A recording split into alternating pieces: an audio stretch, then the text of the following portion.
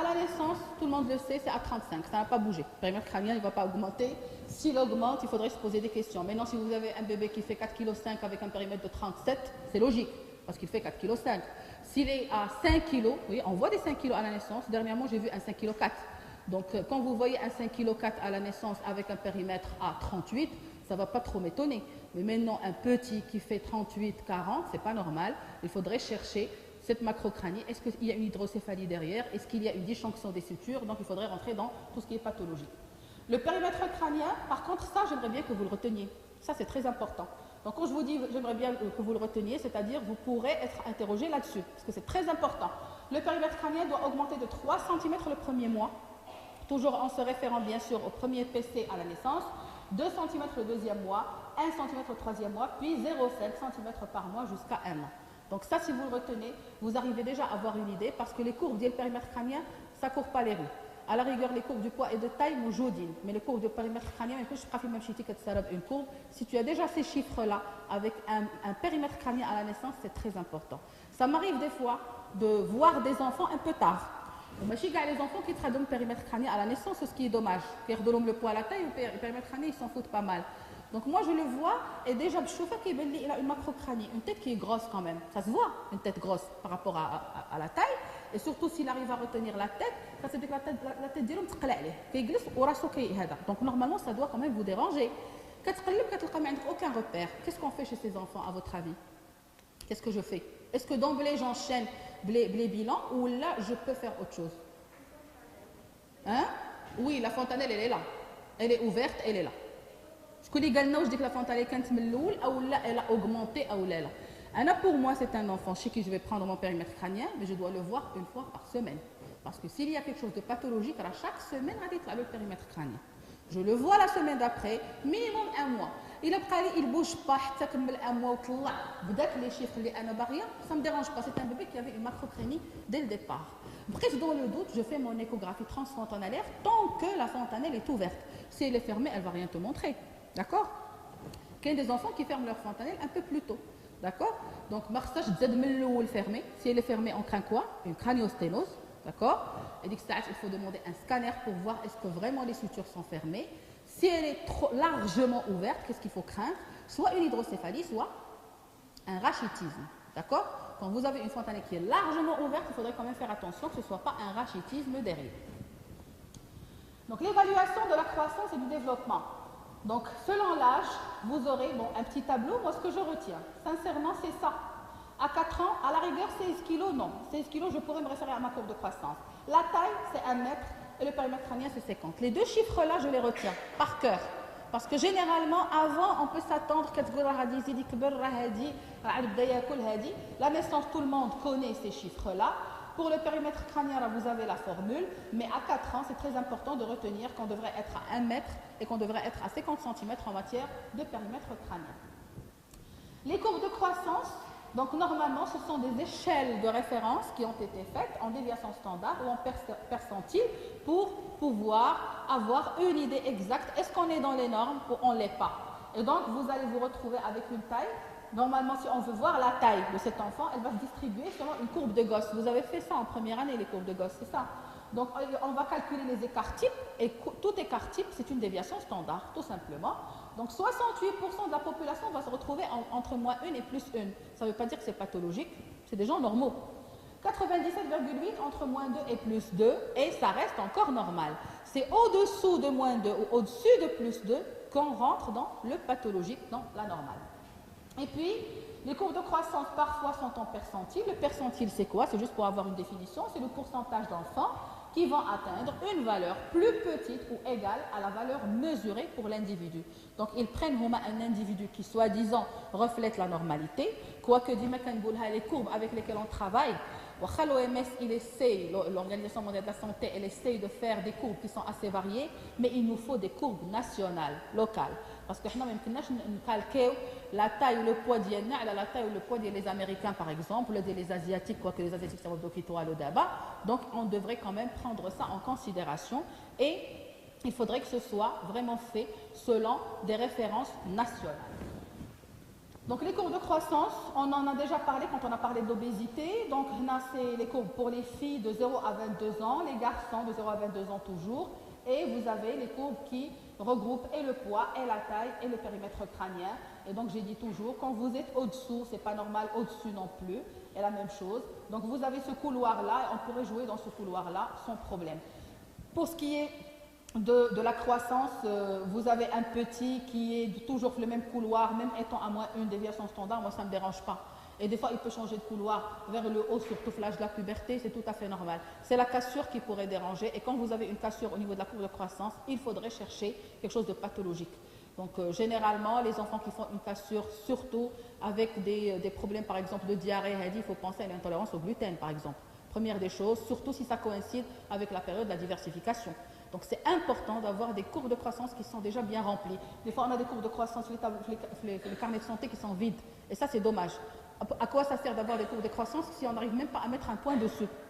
Et des fois, ils sont là, ils vont se vacciner et on ne prend même pas la peine de leur mesurer le poids, la taille et le périmètre crânien. C'est ce qui est dommage. Donc là, la taille de la population normale, normalement, elle devrait être entre le 3e percentile, ce qui est moins 2 déviations standard, et le 97e percentile. Donc ça, c'est la normalité. Au-delà, c'est pathologique et au-dessous aussi. Donc d'où l'importance de la courbe de croissance individuelle. C'est très important. Pourquoi on insiste sur le fait que ce soit individuel? Parce qu'on ne peut jamais calquer une croissance d'un enfant à un autre. Vous avez un enfant hypotrophe, vous êtes déjà un poids de naissance qui fait, je ne sais pas, 1,8 kg. Est-ce que vous allez le comparer à un enfant à terme né à 3,5 kg? Jamais. Donc forcément, il aura un petit rattrapage selon sa courbe. Le couloir, donc s'il est bon et qu'on est bien, la courbe on est bon. Et on ne va jamais le comparer à un autre qui est du même âge et qui est né à terme avec un bon poids. Donc normalement, il faudrait toujours se référer aux courbes individuelles. La vélocité de croissance, c'est le gain annuel en centimètres et qui est à reporter sur les courbes de percentile. C'est-à-dire sur une année, les centimètres Z de l'enfant. Et là, c'est très important. Par exemple, une vélocité P90, c'est l'accélération, surtout lors d'un rattrapage, c'est-à-dire si vous avez un enfant qui est stagné, il a commencé à faire un rattrapage de son poids. Donc c'est une vélocité, c'est-à-dire c'est une accélération qui va être mesurée sur minimum 6 mois. On ne peut pas la vélocité de croissance sur 1 à 2 mois. Il faut se donner le semestre pour se dire, il a pris une vélocité à combien, à combien. C'est très important, surtout si on suit un malade pour une pathologie X. Par exemple, une intolérance au gluten, je démarre mon traitement et au bout de 6 mois, il faudrait que j'ai un rattrapage, surtout s'il a un retard statural. Donc, au bout de 6 mois, il faudrait que j'ai un rattrapage. Je fais mon contrôle des anticorps antitransglutaminase qui devrait normalement être bas pour être sûr que mon enfant suit bien son régime. Et bien entendu, il faudrait qu'il gagne des centimètres. On ne peut pas parler de gain si on ne dépasse pas minimum un semestre, c'est-à-dire 6 mois. Bien sûr, on peut aller jusqu'à 1 an. Un gain de 5 cm en 6 mois, c'est une vélocité de croissance annuelle de 10 cm. C'est ça. Parce que 5 fois 2, ça te fait 10 cm, donc c'est très important. La maturation, donc la maturation organique, il y a la peau. À la naissance, vous avez toujours les bébés qui ont une séborrhée. Je mets la séborrhée. Pour moi, donc les petits, la croûte de lait, la fchar, ou alors donc les petits points qui sont là. Donc normalement, on traite comment? La séborrhée. Ce n'est pas notre cours, mais c'est juste de la vaseline. Il faudrait juste, normalement, rendre gras ça. Et bien entendu, ne pas trop insister ou la gratter ou la hadi. Donc normalement avec une petite brosse qui est toute souple et ça marche très très bien chez les tout petits, donc il faudrait se donner le temps. La sudation jusqu'à 4 à 6 mois, donc on a des enfants qui alors que normalement, il est tout à fait normal, c'est juste parce que sa peau n'est pas encore arrivée à maturation. La régulation thermique est imparfaite jusqu'à 3 à 4 mois, c'est-à-dire il est toujours prédisposé à faire des hypothermies qu'un grand. D'accord? Donc jusqu'à 3 à 4 mois, ne dites pas que c'est gagné. C'est vrai qu'un nouveau-né est plus prédisposé à faire une hypothermie, mais pardon, jusqu'à 3 à 4 mois, il a toujours un problème de régulation thermique et bien sûr, il y a une sensibilité au froid. L'appareil cardiovasculaire, donc le rythme, il est sinusal et donc on devrait avoir un rythme normal de 120 à 180 battements par minute à la naissance. Un nouveau-né, il a un rythme de 120, il est bradycarde. Il a besoin d'une ventilation au masque. 60, on passe carrément au massage cardiaque externe, voire les drogues, on en a parlé. Entre 110 et 120, donc on a une prédisposition à la tachycardie. On a l'impression qu'ils sont tachycardes, mais c'est naturel, c'est physiologique. Jusqu'à 120 à 1 an. On a un souffle systolique physiologique jusqu'à l'âge d'1 mois. Le souffle systolique, il devrait normalement régresser à l'âge d'1 mois. Il a pris 1 mois, il faudrait quand même l'explorer. L'axe du cœur à la naissance, il est droit à 120 degrés. Vous avez fait la cardio? Pas encore. Vous avez fait la cardio en parallèle. Et à 2 ans, il devient gauche à 70 degrés.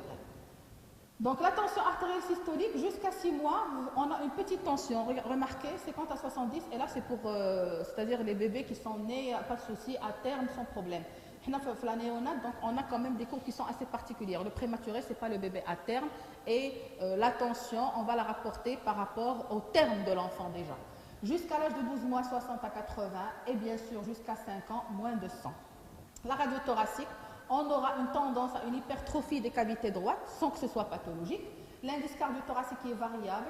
Chez le nouveau-né, le nourrisson 0,55, le grand enfant 0,5. À votre avis, chez le nouveau-né, c'est 0,6. D'accord? Plus on est petit, plus on a un indice cardio-thoracique qui est quand même assez important. Surtout que c'est un enfant chez qui on va faire des radios tout le temps allongé. Donc, ce n'est pas un enfant qui va se mettre assis ou en position debout, bien clair, c'est clair. Donc 0,55 chez le nourrisson, puis par la suite ça va être 0,5 chez le grand enfant. Et on a une tendance à avoir une hypertrophie thymique, d'accord? C'est pourquoi à la naissance, si vous ne voyez pas sur une radio de poumon un thymus, il faudrait penser à quoi? Un déficit immunitaire, d'accord? Agénésie thymique, il faut explorer cet enfant dans le sens d'un déficit immunitaire. Donc l'appareil pleuropulmonaire, donc la respiration est diaphragmatique. Et donc on a l'impression que cet enfant, il respire par son abdomen, d'accord? La musculature thoracique, elle est peu développée, justement. On a 35 à 40 cycles par minute le premier mois, donc il y a une tendance quand même à la tachypnée. On a l'impression que l'enfant est polypnéique alors que c'est tout à fait normal. Et ça va diminuer jusqu'à 25 cycles par minute. La fonction rénale, sachez que la première miction, elle doit se faire avant les premières 48 heures. C'est très important. Donc, s'il ne fait pas ses urines les premières 48 heures, il faudrait chercher un problème urinaire rénal.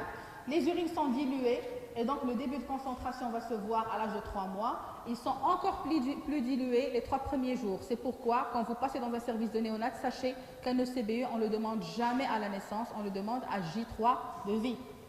Les reins sont augmentés de taille de nature, c'est pourquoi on a des courbes auxquelles on va se référer. Les urtères dilatées aussi, et la diurèse, à la naissance, ça va de 50 à 100 cc par jour, et à 1 an, 500 à 1000 cc par jour. Donc déjà, si vous retenez pour moi que la première miction se fait moins de 48 heures, c'est très important. La maturation de la fonction digestive. À la naissance, donc il y a déjà le réflexe succion-déglutition. Et vous vous rappelez, on a parlé de quand est-ce qu'il va être acquis, c'est à 36 semaines d'âge post-conceptionnel. Donc s'il est né plus tôt, on ne va pas s'attendre à avoir des miracles. C'est rare où on a des enfants qui ont un réflexe bon avant ce terme-là, parce que c'est physiologique. Le 2e mois, il y aura la sécrétion salivaire. Le 4e mois, le cardia, il est béant, donc on a tendance à avoir des enfants qui vont vomir plus. L'acidité gastrique, elle est encore faible, et donc on aura plus d'ingestion d'air. Donc on va se retrouver avec des estomacs qui sont dilatés, une aérogastrie, des vomissements et un hoquet. Le hoquet, le hoquet, c'est c'est ça. D'accord. Donc le hoquet. Je vous demande qu'est-ce que vous l'appelez. Donc c'est ça. Donc le hoquet, c'est tout à fait physiologique. Et c'est quoi le hoquet? C'est la contracture du muscle diaphragmatique. Voilà. Donc selon le mode d'allaitement, on pourra avoir de 3 à 5 selles par jour, ça dépend. 5 selles, surtout quand c'est un bébé qui est allaité au sein, parce que le lait maternel, il a cette composante laxative. Maintenant, s'il est allaité avec du lait artificiel, forcément, on va se retrouver avec moins de sel, parce qu'il a son effet qui est constipant. La maturation psychomotrice et sensorielle, donc la vision progressivement dès le premier jour, on a le réflexe photomoteur. Donc un nouveau-né, il n'y a pas de raison que tu te une torche ou la pile, il ne fait pas ça. S'il ne fait pas le réflexe photomoteur, c'est qu'il y a quelque chose, hein? C'est qu'il y a quelque chose qui cloche. Surtout quand vous suspectez une embryophotopathie. Vous vous rappelez les embryophotopathie où on peut avoir un problème de cécité, surdité. Donc il faudrait quand même s'assurer que ce réflexe photomoteur existe déjà à la naissance. Le 1er ou 2e mois, on aura la poursuite oculaire, c'est-à-dire sauf la naissance, si vous vous rappelez, je me dis ce qu'on appelle l'œil de bœuf. C'est des couleurs qui sont vives et qui sont visibles. L'œil de bœuf, ce sont des cercles, en un truc cartonné, le noir et le blanc. C'est des couleurs qui sont très attirantes. Même à la naissance, on peut examiner cette poursuite oculaire, mais avec des couleurs assez frappantes. Et donc, on va attacher les mains de cet enfant, on va l'exposer, c'est-à-dire la cible d'Ienna, l'œil de bœuf, et on va la faire bouger comme ça, et cet enfant devrait nous suivre des yeux. C'est vrai que la poursuite pure et dure, c'est à partir du premier, deuxième mois, mais quand c'est des couleurs vives, ils peuvent faire cette poursuite oculaire, même à la naissance. À 3 mois, on a la convergence et l'accommodation. C'est pourquoi, à 3 mois, on peut dire effectivement les vrais visages. Donc avant, il sourit aux anges. Donc il ne sourit pas au grand-père ou à la grand-mère. On veut lui faire plaisir, on lui dit oui, mais finalement c'est un enfant qui ne voit rien. Hein? Il voit sa maman, il sent que c'est sa maman, il reconnaît sa voix, oui, mais tout le reste, non. C'est à partir de 3 mois qu'il va voir le vrai visage de la personne qui est en face. Pourquoi? C'est parce qu'il va commencer à faire sa convergence, son accommodation, oui. Et à 6 mois, on aura la vision binoculaire, c'est-à-dire il va voir avec les deux yeux. Le premier semestre, il y a un strabisme intermittent qui est possible. C'est pourquoi les familles avant 6 mois, non, on ne peut pas parler de strabisme sûr parce que ça pourrait être intermittent. C'est à partir de 6 mois, quand ça persiste, généralement, moi je les envoie en consultation à l'âge de 9 mois. Quand c'est un strabisme qui persiste, on peut les envoyer en consultation à l'âge de 9 mois pour pouvoir déjà voir de quoi il s'agit. L'audition, le réflexe cochléopalpébral dès le premier jour, c'est-à-dire la réaction au bruit. Vous claquez une porte, c'est un enfant qui doit sursauter. Impossible de la voix de la télévision ou cet enfant ne réagit pas. S'il ne réagit pas, c'est quelque chose d'anormal. Un bruit fort, il devrait bien l'entendre. Et j'ai bien dit que quand c'est un ancien prématuré, quand c'est un enfant qui a fait une souffrance, un osso ischémique périnatal, il faudrait explorer cette audition avant la sortie par des potentiels évoqués auditifs ou alors des auto-émissions acoustiques. C'est-à-dire qu'il faudrait avoir l'appareil nécessaire pour le faire, chose qu'on fait dans le service. Comme ça, si on a le moindre doute, il faut l'envoyer en consultation oreille par la suite plus spécialisée. Les acquisitions psychomotrices, il y a le tonus et la motricité. Donc, il doit tenir sa tête à l'âge de 3 mois. Et ça, c'est les questions à poser aux mamans. Il y a des mamans qui sont éveillées, qui vont vous répondre, elles sont sûres d'elles. Surtout quand c'est un premier bébé. Il y en a d'autres qui s'en foutent pas mal. Donc, des fois, c'est très important pour évaluer le développement psychomoteur de cet enfant.